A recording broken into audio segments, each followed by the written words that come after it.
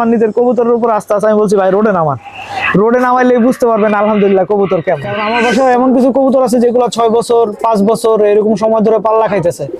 তো এইগুলার আসলে নতুন করে প্রুভ করার কিছু নাই, এদেরকে ব্রিডার বানাই দিতে চাই। আমার কবুতরের পাখা অনেক বেশি ক্ষয় হয়ে যায়, এই কারণে আসলে ফ্রেশ যে ভুট্টা ভাঙাটা সেটা দেওয়ার চেষ্টা করতেছি। আসসালামু আলাইকুম দর্শকবৃন্দ, কি অবস্থা সবার, কেমন আছেন আপনারা সবাই? আপনাদের সবাইকে আমার নতুন একটা ভিডিওতে স্বাগতম।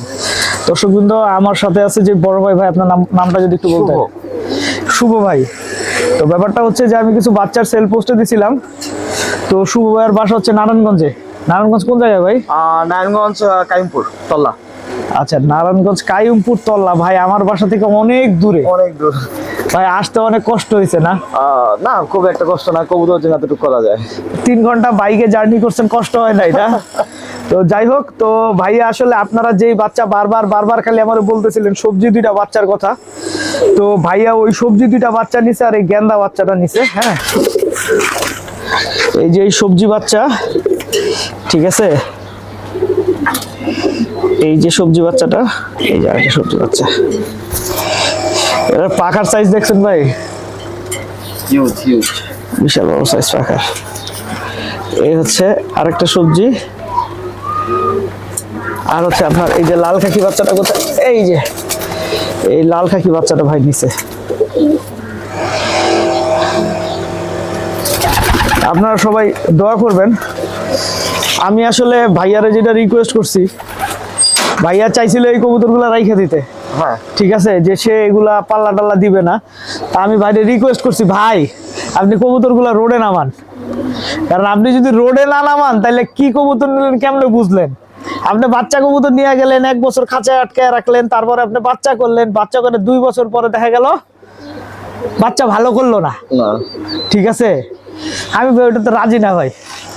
আমার ন্যূনতম আসলে আল্লাহর উপর আস্থা আছে, আমার নিজের কবুতরের উপর আস্থা আছে। আমি বলছি ভাই রোডে নামান, রোডে নামাইলে বুঝতে পারবেন আলহামদুলিল্লাহ কবুতর কেমন। তো যাই হোক, এখন ভাইয়ার সাথে কথাবার্তা শেষ করি, পরে আবার কথা হচ্ছে আপনাদের সাথে। আর এর মধ্যে আমার এই যে বেশ প্রায় লং টাইম পরে পাল্লায় পড়ে যাওয়া যে কবুতরটা বাসায় ফেরত আসছে, এই কবুতরটার আমি একটু খেয়াল করে দেখতেছি, এই কবুতরটা কেমন যেন একটু দুর্বল।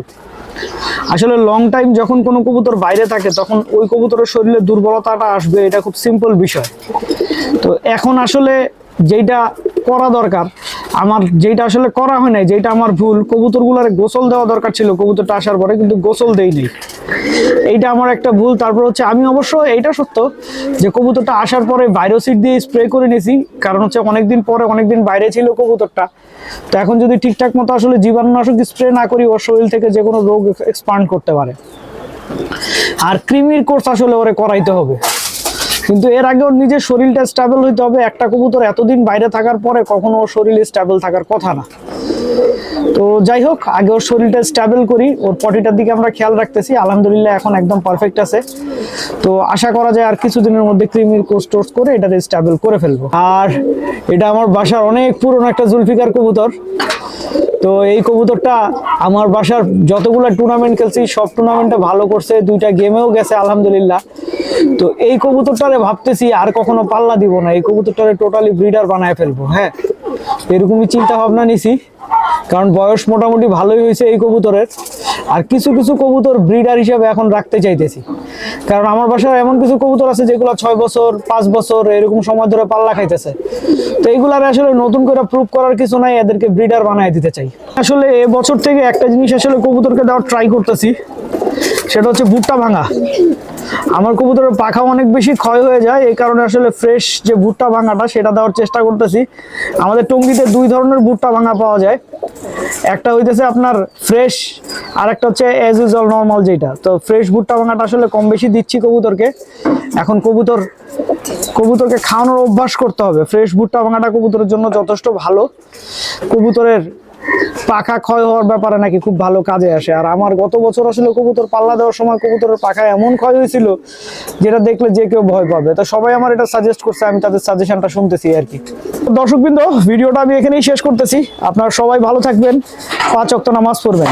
আসসালামু আলাইকুম।